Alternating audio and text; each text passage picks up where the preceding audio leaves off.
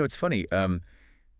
Think about your last local election, or even a national one. Oh, yeah, the ones where, like, maybe half the people actually bother to show up. Right, exactly. And depending on how the math shakes out, the winning party gets maybe 35% of the community's actual active support. Yeah, if they're lucky. Right. But then the very next morning, they suddenly have 100% of the power. Right. Like, they can rewrite property rules, change your taxes, basically dictate your daily behavior. It's a massive shift overnight. It really is. Yeah. And today, we are asking a profoundly uncomfortable question about that. Like, by what actual mathematical or philosophical or even moral right do they get to do that?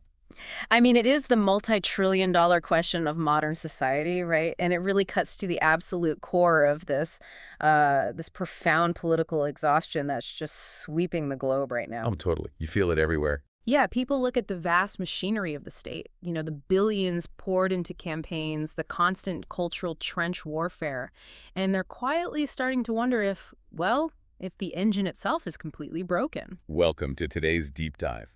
Our mission today is to basically take a massive magnifying glass to that exact feeling of systemic exhaustion. It's going to be an intense one. Definitely. We're unpacking a pair of incredibly dense, highly provocative philosophical essays published on a Finnish blog called Hasatuskuplija. Which, by the way, is brilliant little play on words in Finnish. It translates roughly to like thought bubbles or scattered thoughts. Oh, I love that. Yeah, it's clever. And the author operates under the name Jukka. His background is really vital to understanding how he diagnoses our political reality. Right, because he's not a politician, is he? No, not at all. He's not a career politician or some, university sociologist. He's a retired farmer and an engineer, specifically a programming and embedded systems engineer. That is quite the resume. It really is. And he also describes himself as an anarchist in the original purest meaning of the word, like prioritizing life, peace, truth, freedom, and justice over any kind of institutional authority. I think that combination, the farmer and the embedded systems engineer, that's what makes this so fascinating. Oh, absolutely. Because he's looking at the vast, complex machinery of modern society with the analytical eye of someone who builds microchips, right? Mm-hmm. But he's grounding it in the dirt under the fingernails reality of someone who actually works the land. Yes, exactly. He looks at liberal democracy and basically asks, forget what the brochure says this machine does. What is the actual verifiable output of this machinery? And his conclusion is pretty wild, right? Like, he says the machine is producing something entirely different from what we've been sold. Entirely different, yeah. So today, we're going to deconstruct the modern liberal democratic system completely through Jukka's lens. We'll explore, what he views as the illusion of political choice, the semantic void where our political language used to be. That part is fascinating. Oh, it really is. And we'll get into the terrifying mathematical absurdity of how we justify authority and his radical theories on whether this entire structure needs a ground-up overhaul. Before it hits an immovable physical wall, as he puts it. Right. Now, before we cross the threshold into Jukka's architecture here, we need to establish a very clear ground rule with you, the listener. Very important disclaimer coming up. Yes. The essays we're exploring today contain highly charged, razor-sharp political critiques. I mean, the author pulls absolutely zero punches. Not at all. He systematically dismantles the political left, he completely eviscerates the political right, and he fundamentally attacks the foundational legitimacy of the state itself. He really goes after everybody. He does. So we are not here to take sides in that crossfire. We're not endorsing these viewpoints, nor are we pushing any kind of underlying political agenda. Right. Our job is simply to impartially report on the ideas contained in this, frankly, incredibly polarizing source material. Exactly. We just want to help you understand the mechanics of this author's perspective. Think of us as your guides through a very rugged, somewhat treacherous philosophical landscape. You certainly do not have to build a house here, and you might strongly object to the local architecture. But understanding the terrain is valuable, right? Oh, 100%. Understanding why someone would map it this way is an incredibly valuable exercise in critical thinking. Okay, so let's start the trek. To even begin to understand Jukka's critique, he says we have to strip away all the poetry we usually attach to our political systems. Yeah, all the romanticism. Right, because we're taught to romanticize democracy. It's framed as the ultimate expression of human freedom. The collective voice of the people. The triumph of human rights over tyranny. We hear that all the time. Exactly. But Juka takes a scalpel to that romanticism right away. He states that liberal democracy is not a moral endpoint at all. It is fundamentally just a tool. Just a mechanism. Yeah, and its singular primary function is merely managing disagreements within a population. And that framing, it completely changes the stakes, doesn't it? It really does. Because if democracy isn't this magical vehicle for achieving some utopian moral truth, but rather just like a pressure release valve to keep people from killing each other when they inevitably want different things. Which they always do. Right, then we have to evaluate it purely on its mechanical efficiency. And Juka argues that for this specific tool to function, it requires a highly delicate set of societal conditions. Oh, like what kind of conditions? Well, it only works if the population shares a baseline objective reality, and crucially, if they view their political opponents as competitors in a fair game. Competitors, not enemies. I mean, that distinction feels like the hinge upon which his entire first argument really swings. Oh, absolutely. It is the difference between an athletic competition and, well, total war. Right, because in a functioning, healthy democratic system, when the losers of an election watch the returns come in, they just accept the result. Yeah. They're probably disappointed, maybe even deeply frustrated about the policy direction, but they accept the outcome because they trust the integrity of the game itself. Like, we lost this round because our arguments didn't persuade enough people. Exactly. We need to regroup, refine our platform, and try again next cycle. The system holds together exclusively because of that shared consent to lose. But looking at the text, Juka asserts that this culture of shared consent has completely evaporated, right? Not just in his native Finland, but like all across Western democracies. Yeah, he says the tool for managing disagreement has catastrophic structural fatigue. It's devolved into what he vividly describes as tribal trench warfare. Trench warfare. That's intense. It is. We are no longer looking across the aisle at competitors playing by the same rules. We're looking across no man's land at existential enemies. And the psychological shift there is devastating to the machinery of democracy. I mean, when you view the other side as an enemy, as inherently irrevocably evil, losing an election ceases to be just losing a game. Right. It becomes a perceived threat to your very survival. And once you're in survival mode, you become biologically and psychologically incapable of accepting the decisions of an enemy, even if those specific decisions, like in a vacuum, might actually be logical or practically beneficial. Exactly. And Jujuka points out a really fascinating behavioral quirk here. He says partisans will now aggressively condemn a policy proposed by the opposition, even if they themselves would have gleefully enacted that exact same policy had their own tribe been in power. Oh, wow. Yeah. The merit of the action is entirely secondary to the identity of the actor. Which sets up this incredibly sharp observation he makes about the massive disconnect between the general public and the political class. Yeah, this part is brilliant. Juka observed that the public is out in the mud,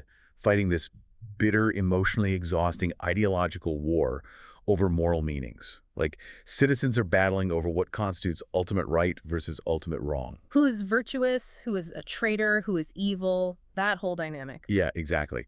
That is the tribal trench warfare playing out in daily life, on social media, at family dinner tables. But meanwhile, according to the author, the politicians themselves are playing an entirely different game in a completely different arena. Behind closed doors. Right. He argues that behind closed doors, politicians are largely devoid of this moral panic. They are essentially just bickering over whose pockets the stolen wealth, and by the way, that's his deeply provocative term for taxation. Stolen wealth. Whose pockets that wealth should be distributed into. It's a phenomenal dissection of how the political illusion sustains itself. Like, the citizens are emotionally drained, genuinely believing they are fighting for the very soul of their nation. Yeah, giving it everything they have. But the representatives they are screaming and crying for are simply engaged in cold, calculated resource allocation, almost exclusively functioning to benefit their own immediate circles, corporate backers, or the broader owning class. The moral outrage of the public is essentially just a smokescreen. It allows the extraction of wealth to continue uninterrupted. Reading this section of the source material, it instantly brought a very specific image to my mind. Oh, yeah. What was that? It's like the citizens are the audience in a massive packed arena watching a professional wrestling match. Oh, that's a perfect analogy. Right. The crowd is 100% emotionally invested. They are screaming until their throats bleed for the good guy, They're throwing trash at the bad guy. They feel a genuine sense of moral victory or devastating defeat, depending on who gets pinned to the mat. Exactly. Sometimes fights even break out in the parking lot between fans of opposing wrestlers. Because to the audience, the conflict is entirely real and the stakes are completely moral. Yes, but they are completely unaware that behind the scenes, back in the locker room, both wrestlers work for the exact same promoter. They probably spent the afternoon going over the choreography of the match together. Exactly. And at the end of the night, long after the fans have gone home exhausted, both wrestlers are sitting at the hotel bar, having a beer together, and cashing checks drawn from the exact same corporate bank account. That is a perfect visualization of Juka's critique. The public's genuine moral panic is the entertainment product. It is the distraction mechanism. Right. And this brings us to a major consequence of this dynamic. If the public is merely fighting a moral proxy war while the politicians manage the bank accounts, it completely explains why, according to Juka, the true culture of debate is effectively dead. Dead. Yeah. He argues that taking orders from outside, centralized authorities, completely ruins the very concept of power of the people. Right, because if a debate culture were actually healthy, if the democracy was functioning as advertised, a society would be having massive, ongoing, highly critical discussions about where their rules actually originate. And he provides a very stark, very specific example regarding Finland and its relationship with the European Union to illustrate this death of debate. He does. He points out that roughly 90% of the rules, regulations, and directives governing Finland are now dictated from outside its borders by the EU apparatus in Brussels. 90%, that's huge. It is. Now, in a functioning democracy where citizens are actually in control, you would expect this reality to be the single most hotly debated topic in the nation. Okay, I want to push back on Juka's framing here just a little bit to kind of stress test the logic. Sure, go for it. Because the counter-argument to his outrage is that Finland and other EU nations actually held referendums or utilized their elected parliaments to join the EU in the first place. Like they signed the treaties. That's true, they did. So isn't this just a form of delegated democracy? We voted to join a club, and now we follow the club's rules. Why does he view that as the death of debate rather than just the result of a previous debate? It's a very fair challenge. But Juka's counter-argument rests on the concept of ongoing consent and the practical reality of how established political parties operate once that delegation has actually occurred. Okay, how so? Well, he observes that among the old established political parties, the ones who continually trade power back and forth, there is absolute unquestioning consensus about this 90% rule of dictation. They just accept it. Unconditionally. There is no ongoing question of why are we doing this, or does this specific directive actually serve our local needs? The attitude of the political class is simply that the EU commands and the national politicians act as middle managers who just obey and implement. So the initial delegation of power basically severed the feedback loop. Precisely. While a small fringe party might occasionally raise a fuss, the overall political culture operates on a terrifying premise. Whoever wins the national election essentially gets to act as a temporary dictator for their term. Right, because they have a perceived mandate to implement whatever top-down directives they receive. Yes, and it's unquestioned by the media or the opposition because the establishment parties all agree on the overarching framework. So the winner takes the crown, accepts the administrative rules handed down from above, and the public is just left screaming at each other in the trenches about moral wedge issues that don't actually affect the structural trajectory of the country. That's exactly how he sees it. And if we are just fighting a moral war instead of debating actual policy mechanics, it perfectly explains how our language starts to decay. I mean, if you aren't debating measurable facts, you don't need precise words, you just need weapons. Which is exactly what Juka diagnoses in the next phase of his essay, the emergence of a semantic void. He argues that our public discourse is now entirely plagued by a complete inability to define the very terms we are screaming at one another. We hear these words thousands of times a week. Socialist, communist, fascist, Nazi, liberal, conservative, capitalist, globalist. They are the background radiation of modern media. They are everywhere. But Joka poses a brilliant challenge. He says if you stop the average person on the street, or frankly, if you stop the average elected representative in the halls of Parliament and demand that they accurately, historically, and economically define these terms without using circular logic. They cannot do it. They can't. These words have been entirely hollowed out. They are no longer descriptors of complex economic models or specific political philosophies. No, they are simply agreed upon slurs. They're tribal markers you slap on the enemy to signify to your own in-group that the target is evil and should be destroyed. He actually includes a pretty sharp observation about this phenomenon.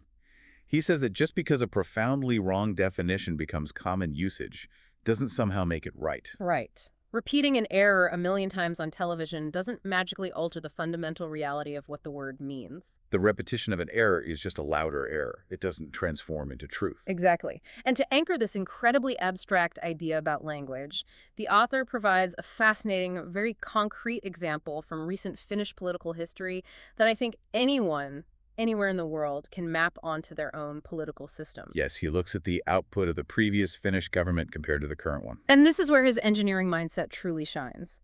Because an engineer doesn't care what you named the machine or what color you painted it. Right. An engineer only cares about the schematics and the measurable output.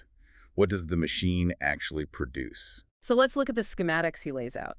The previous Finnish government was a coalition led by the SDP and the VAS, the Social Democrats, and the Left Alliance. Okay, so to anyone looking at the political spectrum, this is a firmly, explicitly left-wing government. Yes.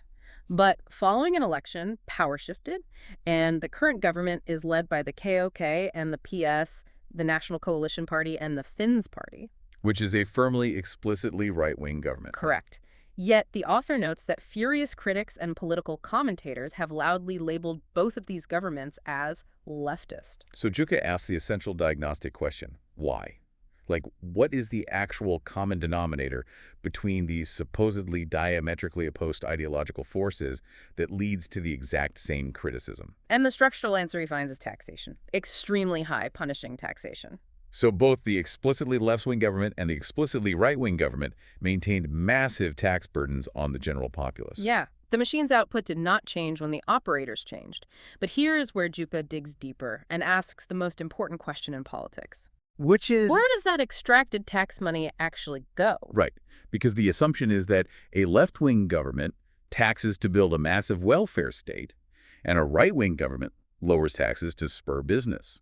But according to Juka's analysis of the actual financial flows, under both governments, the vast pools of extracted wealth ultimately funnel upward to private investors, corporate subsidies, banking structures, and the broader owning class. Okay, wait. I have to play devil's advocate here, because this sounds like an incredibly cynical, almost conspiratorial view of basic public finance. It does sound that way at first, sure. I mean, if I pay a high tax rate, and the government uses that money to pave the roads, build a hospital, or maintain the electrical grid, that isn't stolen wealth going into the pockets of private investors. That's public infrastructure. How does Juka justify this claim that both sides are just funneling money to the elite? It is a critical pushback. And Juka doesn't deny that roads get paved or hospitals get built. His argument focuses on the mechanisms of how those things are achieved in the modern era and the sheer scale of the wealth transfer beyond basic infrastructure. Mechanisms like what? He points to the modern architecture of government contracting, public-private partnerships, the servicing of massive national debts through interest payments to private central banks, and corporate bailouts. Oh, I see. Yes, the road gets paved, but the massive multi-million-dollar contract to pave it goes to a massive corporate conglomerate, funded by debt that taxpayers owed to private financial institutions. So his argument is that the primary function of the massive tax burden is no longer the common good. It is servicing a financial ecosystem designed to concentrate wealth upward, regardless of which party signs the budget. That makes the engineering perspective much clearer, doesn't it? It's about the ultimate destination of the capital flow. And he drives this point home by looking at immigration, which is universally treated as the ultimate impassable wedge issue between the political left and the political right. It is the defining battleground of the tribal trench warfare in Europe right now. Absolutely. But the author points out a glaring, uncomfortable paradox in the actual data. In Finland, both the previous left-wing government and the current right-wing government permitted massive, large-scale immigration into the country. Yeah, the physical, measurable outcome of the policy, vast numbers of people crossing the border, was virtually identical under both regimes. But their stated reasons, the moral justifications they fed to their respective tribes, were completely different. Right. Juca argues that the political left rhetorically frames immigration around humanitarianism and multiculturalism, but mechanically they encourage massive immigration to essentially import a new, dependent underclass that will eventually become a reliable voting base for left-wing social programs. And Meanwhile, the political right rhetorically beats their chest about national identity, but mechanically they encourage massive immigration because their corporate donors desperately want to flood the market with cheap labor, undermining domestic unions and driving down wages for the ultimate benefit of private business margins. so if both the left and the right are ultimately maintaining the exact same high tax burden, funneling the bulk of that wealth through financial mechanisms to the exact same private entities, and enforcing the exact same broad outcomes regarding massive demographic shifts like immigration, Yeah. aren't these political labels entirely meaningless? Going back to the wrestling analogy, aren't the Social Democrats and the National Coalition Party just two different marketing departments for the exact same corporate entity? That is precisely the author's deeply cynical yet structurally supported conclusion. The labels are a semantic void. They exist merely to keep the public engaged in the proxy war. And this leads to a major pet peeve of his regarding the terminology we use. When right-wing voters look at this system of high taxes, massive state intervention in the economy, and stifling regulations, they instinctively scream, "This is socialism." Right, you hear that all the time. But Juca points out that they are using a completely historically illiterate word. He is incredibly specific about this distinction. If the vast wealth extracted by the government is ultimately flowing to private investors, corporate contractors, and banks, it is by definition not socialism. Exactly. Socialism, by its foundational classical definition, requires the workers, the proletariat, to actually own the means of production and the fruits of their labor. So what are we experiencing then? What Juca says we're actually experiencing, and what the right wing should be screaming about if they had any grasp of political terminology, is a system called statism, or in Finnish, atatismi. Statism. Let's really unpack that concept for the listener, because Juka views this as the actual hidden engine operating beneath the floorboards of the entire Western road. Okay, so statism is the massive concentration of economic controls, planning, and authority in the hands of a highly centralized bureaucratic government. Under statism, the state wields immense, nearly total power over the economy, over regulations, and over taxation. Right. But, and this is the absolute crucial distinction from socialism, this centralized, sweeping state power does not exist to elevate or benefit the working class. It exists and is ruthlessly utilized to protect, benefit, and insulate the rich, the existing owning class, and private investors from the actual risks of a free market. So the state basically acts as a colossal collection agency. It gathers wealth from the average citizens through inescapable taxes and then redistributes it upward to the elite through subsidies, contracts, and debt servicing. All while hiding behind the tribal masks of left or right to keep the citizens confused and fighting each other instead of looking at the accountants. Precisely. The system is a mechanism for private profit subsidized by public risk, enforced by the state. And if the political parties are functionally executing the exact same status playbook under different branding, enforcing this massive upward wealth transfer while distracting us with moral arguments, It forces us to ask a much deeper question. it forces a fundamentally dangerous philosophical question. If the people we elect are just middle managers for an elite owning class, who is actually in charge? And more importantly, where do they derive the moral or mathematical right to tell you how to live your life in the first place? Which brings us to the core of Juca's second essay, exploring the total illusion of authority, or what he sarcastically refers to as the rule of the magic paper. This is where the anarchist roots of his philosophy really tear up the floorboards of our societal assumptions. He starts by challenging the listener with a very simple, intensely personal, hypothetical scenario about the nature of rights. Right. So, listener, imagine this scenario playing out this afternoon.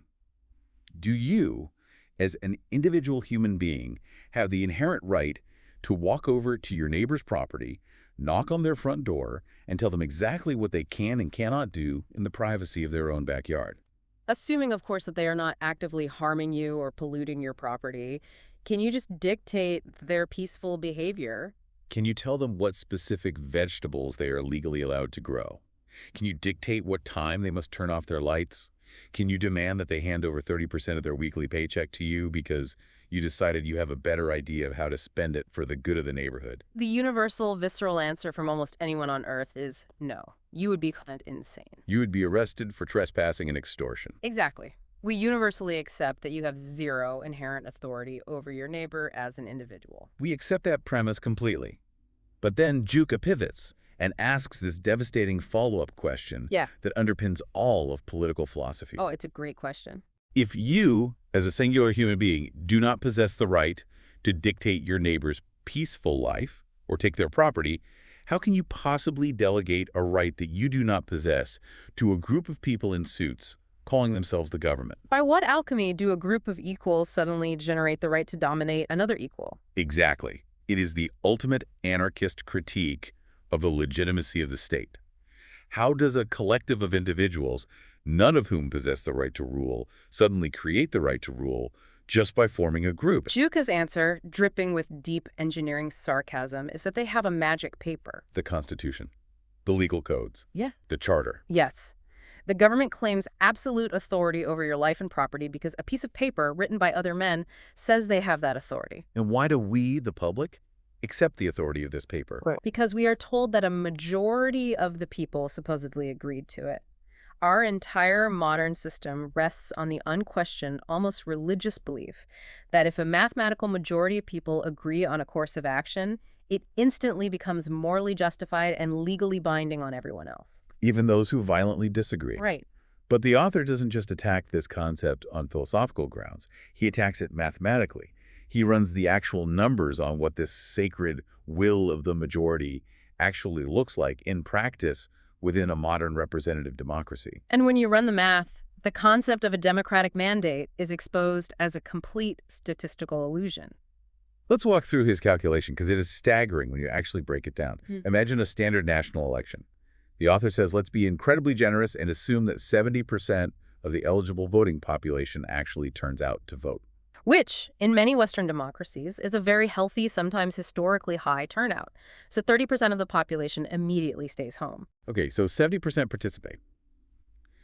Now, in a multi-party parliamentary system like Finland, or even in a primary system in a two-party republic, a single party almost never secures 50% of the total vote. Right, so they have to form a coalition government. Let's say the ruling coalition manages to scrape together a respectable chunk of the votes cast, maybe 35 to 40% of those who showed up. Right, they get just enough seats to cross the threshold and form a government.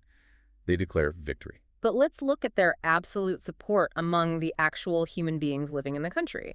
If they received 40% of the votes from the 70% of people who bothered to show up, mathematically, 40% of 70% is 28%. 28%. Let's round up to be incredibly generous and say this ruling coalition has the absolute active support of perhaps 35% of the total population. Which means, as an undeniable mathematical reality, that well over 60% of the total population did not actively vote for this ruling coalition or their policies. Exactly. Yet this sub 40% group is immediately and magically declared to represent the absolute will of the majority. Because they won the procedural, bureaucratic game of the election, they are granted the supreme authority to rule over the other 60+% of the country. To extract their wealth through taxes, to dictate their business practices, and to regulate their private lives. The math completely obliterates the rhetoric. The sacred majority rule is actually just a mathematical fiction utilized to justify minority control. It really is. Now, I have to inject another counter-argument here because political scientists have an answer for this. What about the concept of silent consent? Ah, silent consent. Right. The argument is that the 30% of people who stayed home and didn't vote implicitly agreed to abide by whatever the active participants decided. Like, if you don't voice your objection at the ballot box, you are consenting to the outcome. Does Juka's math account for that? Juka fundamentally rejects the concept of silent consent. He sees it as a manipulative legal fiction created by the state to justify its own existence. How so? Well, in any other area of human interaction or contract law, the absence of a no does not legally or morally constitute a yes. If I tell you I'm going to take half your paycheck unless you fill out a form, and you ignore me, I don't suddenly have a moral right to your money. That makes a lot of sense. Juka argues that assuming the non-voter consents to being ruled by the winner is a psychological trick. Many non-voters abstain precisely because they view the entire system as illegitimate, or they recognize that both sides represent the same statist outcome. Counting their silence as a mandate for the victor is intellectually dishonest. I'm trying to think of how to visualize this bizarre system we live under, and I kept coming back to a scenario in a restaurant. Let's hear it. Imagine you are at a large table with 10 people. It's time to order food. 3 people passionately vote to order a massive pizza covered in extra anchovies. Okay, controversial choice. Very. 3 people stay entirely silent, maybe because they hate pizza, maybe they're just tired. And 4 people actively vote against the anchovy pizza. So you have 3 for, 4 against, and 3 abstaining. Right. But the 3 people who voted for the anchovies look at the group and say, well, the 3 of you who stayed silent implicitly consented to our process, and our coalition of 3 outmaneuvered the fragmented group of 4. So we represent the active majority of the voting bloc. So those 3 people get to force all 10 people to eat the anchovies. Yes. But the crucial part of Juka's argument, the part that moves this from a frustrating dinner to a terrifying reality, is what happens next. When the bill comes, those 3 people force everyone to split the cost of the anchovy pizza. And if someone refuses? If one of the 7 people who didn't want it tries to stand up and leave the restaurant without paying, the 3 winners have the legal right to lock the doors, pull out weapons, and use physical violence to extract the money from their wallets. That addition of physical force is exactly the point.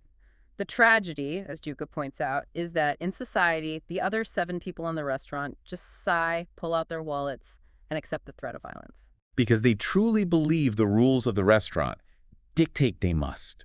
They defer entirely to the authority of the magic paper. And it gets even darker when you look at the architecture of the state, because this republic model doesn't just empower the elected officials who won that rigged mathematical game. Right. The author details how these elected officials immediately use their magical authority to create a massive, sprawling layer of unelected authorities, the permanent bureaucracy. This is a critical escalation of the problem. The politicians you voted for, who already represent a mathematical minority of the population, turn around and appoint tens of thousands of bureaucrats, agency directors, regulators, and enforcement officials whom you have never voted for. And could never vote out of office. Exactly. Yet these nameless bureaucrats are granted immense discretionary power over the minutiae of your daily life. And what ultimately backs up that bureaucratic power? If you disobey a regulation written by an unelected official, what happens? This brings us to a concept sociologists often refer to as the state's monopoly on violence, which Juka views as the ultimate hypocrisy of the system. Why is that? He observes that if an individual citizen feels they have been wronged, or if they attempt to use physical force to enforce their own personal rules on their neighbor, society universally and rightfully condemns it as a violent crime. It's vigilantism, it is assault, kidnapping, or extortion. But when the state does the exact same thing, it is miraculously rebranded as justice. The state has successfully organized, legalized, and monopolized the use of punishment, coercion, and violence. If you refuse to pay a tax you deem unjust, eventually armed men will come to your house to take your property or put you in a cage. And what justifies this inherent violence? The magic paper. The law. But the author argues that the application of this paper is inherently and deliberately corrupt. We are fed the platitude that the law is equal for everyone. Lady Justice is blind. But in reality, some people are far more equal than others. The bureaucrats, the politicians, the law enforcement authorities, they are permitted to use state-sanctioned force based on their own internal, often flawed interpretations of the magic paper. And when they inevitably err, they are shielded by concepts like qualified immunity, sovereign immunity, and endless layers of bureaucratic obfuscation. If an average citizen makes a mistake, they are utterly crushed by the weight of the legal system. But if the system itself makes a catastrophic mistake and ruins a citizen's life, the system investigates itself, holds a committee hearing, and inevitably finds that it did nothing fundamentally wrong because it technically followed the procedures written on its own paper. It is a perfectly sealed, self-justifying loop of authority. The paper grants the power protects the paper, and the citizen is trapped in the middle. Trapped in the middle, yeah. So, if the foundational authority of our entire political system is a mathematical fiction, a philosophical illusion designed primarily to protect an owning class and enforce statism, then simply patching it up by electing a new, slightly more charismatic political candidate is completely futile. It's like putting a fresh coat of paint on a broken engine and expecting the car to run. It absolutely won't work. Because according to Juka, the machine isn't broken at all. It is doing exactly what it was designed to do. Which forces us to look over the edge of the cliff and ask the ultimate terrifying question of this deep dive, leading into our final exploration. Is a total ground-up teardown of society necessary? Have we finally hit an impassable wall? To understand why Juka believes we are accelerating toward a brick wall, we have to examine his critique of modern Western psychology, specifically what he identifies as the fatal trap of hyper-individualism. Right. He argues that the hyper-individualist mindset of the modern West has almost entirely eradicated the very concept of the common good. We are raised from birth in an educational and economic system that preaches that pursuing our own rational, material self-interest is the highest possible virtue. Everyone is just fighting tooth and nail for their own piece of the pie. We no longer view ourselves as a collective organism trying to survive in a shared ecosystem. We view ourselves as isolated, atomized individuals in constant, zero-sum competition with everyone else around us. And he connects this individualist, hyper-materialist mindset directly to a looming, unavoidable physical crisis. He says this mindset structurally demands infinite economic growth. The system collapses without it. You always need more. More wealth generation, more consumption, more quarterly profits, more resource extraction. But as the engineer in him points out with cold, hard logic, we live on a physical planet with strictly finite resources. You cannot run an engine that requires infinite fuel inside a closed system with a limited fuel tank.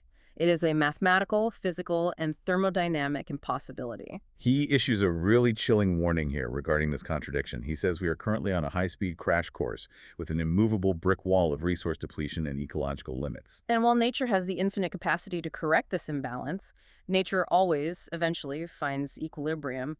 Human beings are not going to like how nature chooses to do it. Because nature's corrections are not polite. They don't happen in committee hearings. Nature restores equilibrium through collapse, mass starvation, disease, and catastrophic population reduction. It's the violent, merciless transition. But wait, this brings up a massive cognitive dissonance. If this status system is so clearly driving us toward a cliff, and the smartest engineers and scientists can see the wall approaching, why don't we just steer the car in a different direction? Why do we keep voting for the same machine? Because, as Juka startlingly concludes, the people driving the car don't want to turn. Oh. We constantly operate under the naive assumption that the current Republican model was designed by noble philosophers to be fair and prosperous for everyone, and it's just currently experiencing a glitch. But Juka asserts that this is the greatest historical lie we've ever been told. The system was never designed to be fair. It was designed from the ground up centuries ago to protect the owning class, the elite, from the volatile, unpredictable power of the masses. And at that specific historical task of protecting the elite, insulating them from consequences, and perpetually concentrating wealth upward. It is a masterpiece of engineering. It is performing brilliantly. It is a wildly successful machine. Why would the operators turn it off? But he also places a heavy burden of blame on the public themselves. He makes a deeply controversial psychological claim about human nature. He asserts that roughly 80% of the general population are naturally inherently collectivists. And we need to define how he uses that word, because it's not about socialist economics. Right. By collectivist, he means that psychologically, the vast majority of people do not actually want the terrifying burden of total personal freedom and total personal responsibility. They are afraid of it. They desperately want a strong authority figure, essentially a societal parent, to tell them what is right, what is wrong, what to fear, and how to live. They crave the safety of the herd and the clear direction of a shepherd. Okay, I have to stop and push back on that, because saying 80% of humanity are essentially willing sheep feels incredibly condescending. It does. Are people really that subservient by nature, or are they just exhausted by a system that makes survival so difficult that they don't have the bandwidth to govern themselves? That's the classic debate of nature versus nurture under capitalism, right? Joku would likely argue that it doesn't matter whether it's innate or conditioned. The functional reality is the same. People overwhelmingly choose the comfort of compliance over the danger of total liberty. They outsource their moral compass to the state because it's easier than navigating the wilderness alone. And because they crave that shepherd, politics is simply the Machiavellian battlefield where the elite classes ruthlessly compete to see who gets to hold the staff and manipulate that 80%. So if we're fully trapped, if the system is mathematically rigged, the prevailing ideology is driving us toward a physical resource wall, and the vast majority of the population is psychologically dependent on the very authority that is destroying them, how on earth do we get out? Does Juka offer any blueprints for a new machine? He does, outlining two potential paths forward: a terrifying historical quick fix and a radical, highly complex utopian ideal fix. Let's start with the terrifying one. The dark path. The quick fix is something we have seen repeatedly throughout human history. The simplest, most effective way to unify a fractured, tribal, exhausted population isn't through rational debate or careful policy tweaks, it's through massive trauma. A catastrophic external event. A massive tragedy or devastating war. Yes. When faced with a severe existential external threat, the internal tribal squabbles over moral wedge issues vanish overnight. The population immediately unifies behind a great leader. And the immense danger, Yuka warns, is that there are always sociopathic politicians waiting in the wings who understand this psychological trigger perfectly. They are more than willing to manufacture or exacerbate a crisis, to literally burn their own country to the ground, just so they can emerge as the wartime savior and rule over the ashes with absolute, unquestioned authority. That is a very dark, deeply cynical, but historically undeniably accurate observation. We've seen it time and time again. So, what is the alternative? If we want to avoid the trauma response, what is his ideal, radical blueprint for fixing society? If he were forced to design a system that actually provided legitimate, functional authority, which, remember, as an anarchist, he is highly skeptical of, but he entertains the thought experiment he proposes, replacing the current model with a highly structured two-tier system. Okay, let's look at the semantics of this utopian machine. What does a two-tier system actually look like in practice? It would fundamentally combine elements of unmediated direct democracy with a highly specialized representative council. But it operates on a philosophy called deliberative and agonistic pluralism. Those are massive academic terms. Let's break down the mechanics of how that actually works. What is deliberative pluralism? Deliberative pluralism means the entire system is designed, from the ground up, around deep, structured, highly rational debate among vastly diverse viewpoints, rather than our current system, which is just about raising millions of dollars to win a marketing contest. In a deliberative system, decisions aren't made simply by a 51% majority vote after a smear campaign. They are made through exhaustive, public, logical stress testing of ideas until a genuine, reasoned consensus or compromise is reached. And what about agonistic pluralism? That sounds like a contradiction. It's actually a brilliant concept. Agonistic pluralism acknowledges that deep conflict and fundamental disagreements are entirely natural and unavoidable in any society. We will never all agree. But instead of trying to suppress that conflict or letting it devolve into war, the system structures the conflict constructively. It forces people to respect their political opponents as legitimate adversaries who have a right to exist and hold their views, rather than trying to destroy them as evil enemies. So it's structurally forcing society out of the trench warfare and back into the fair, rule-based competition we talked about at the very beginning of the deep dive. Yes, it restores the integrity of the game. And he pairs this philosophical framework with a new kind of civil servant government where, and this is perhaps his most radical, disruptive, practical idea, every single decision maker, every bureaucrat, every politician carries absolute, inescapable personal responsibility for their words and their actions. Meaning no more hiding behind the bureaucracy, no more qualified immunity protecting you from the consequences of your policies. Exactly. If you are a civil servant and you implement a policy that demonstrably harms the public or violates their rights, you don't just get reassigned or gently pushed into a corporate lobbying job. You are personally, legally, and financially liable. You lose your pension, you face the justice system as a private citizen, you bear the weight of your errors.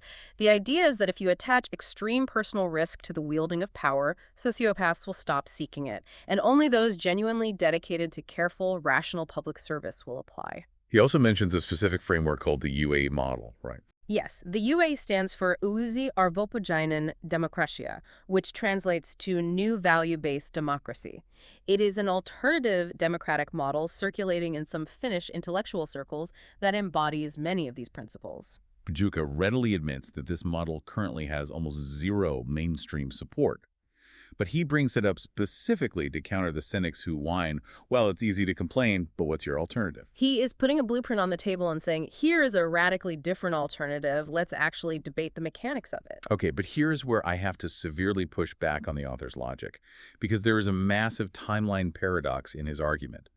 He openly admits that to make this utopian two-tier UAD model work, we can't just pass a few new laws. We have to fundamentally alter human consciousness. Yes, he acknowledges that this system requires a population capable of engaging in it. He says it requires a completely decentralized, uncorrupted media landscape and a total ground-up overhaul of the global school system. We have to stop using schools as factories to teach kids what to think and how to obey authority, and start teaching them how to think, how to reason, and how to debate. Right, and he explicitly states in the text that this kind of profound psychological and educational transition would take multiple generations to achieve.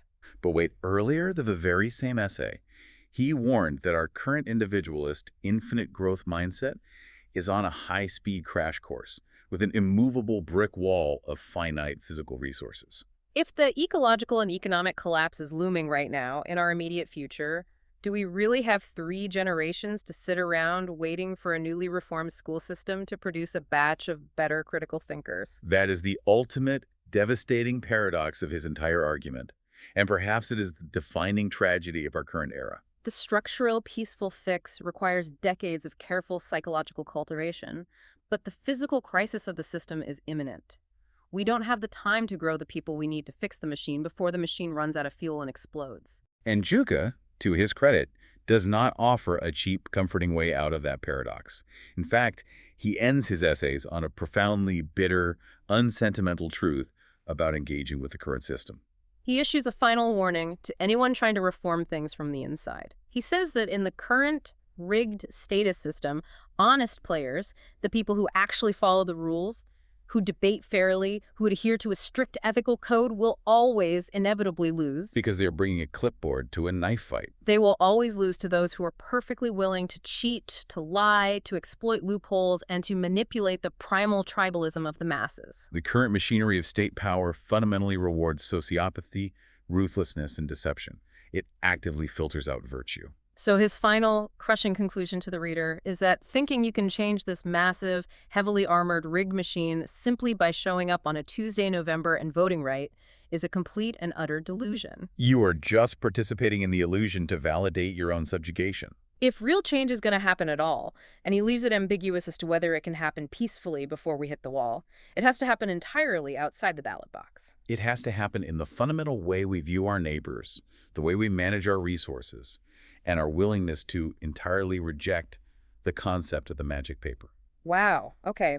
Let's take a deep breath and try to synthesize the massive, turbulent journey we've just been on in this deep dive. We started by looking at the decay of our daily political discourse, how the simple tool for managing disagreements fractured into a toxic tribal trench warfare, where citizens fight exhausting moral proxy wars while politicians quietly distribute the wealth to the elite. We examine the terrifying semantic void, discovering how our political language has been hollowed out into meaningless weapons, and how the tribal labels of left and right often perfectly mask the exact same underlying machinery of statism designed exclusively to benefit the owning class. We ran the brutal, undeniable mathematics of majority rule, exposing how a tiny, organized minority uses procedural rules to claim a mandate to control the levers of power.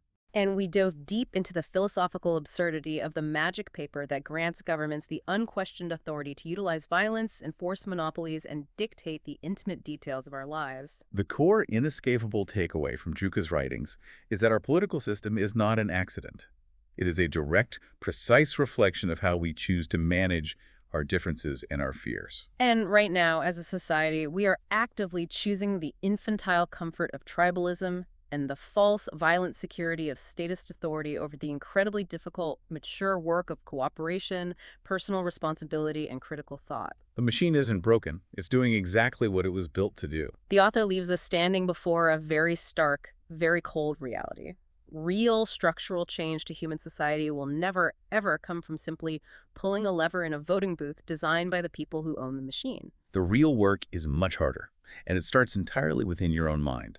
So I want to leave you with a final, provocative thought to chew on as you go about the rest of your day. Look around at your daily life. Look at the rules you blindly follow, the taxes you pay without question, the bureaucratic regulations you obey simply because someone in a uniform told you to. If the ultimate shift toward a better, freer society requires a multi-generational effort to learn how to think rather than what to think, where in your own life are you still letting a magic piece of paper do the thinking for you? It is a profoundly uncomfortable question. But if we're going to avoid the wall, it is a question that demands an answer, regardless of how much we might hate what we find when we look in the mirror. Thank you so much for joining us on this deep dive. It's been intellectually intense. It's been challenging to our deepest assumptions, and we hope it gave you exactly the robust, unvarnished insight you needed to understand this incredible perspective. Keep questioning everything, keep learning how to think, and we'll see you next time.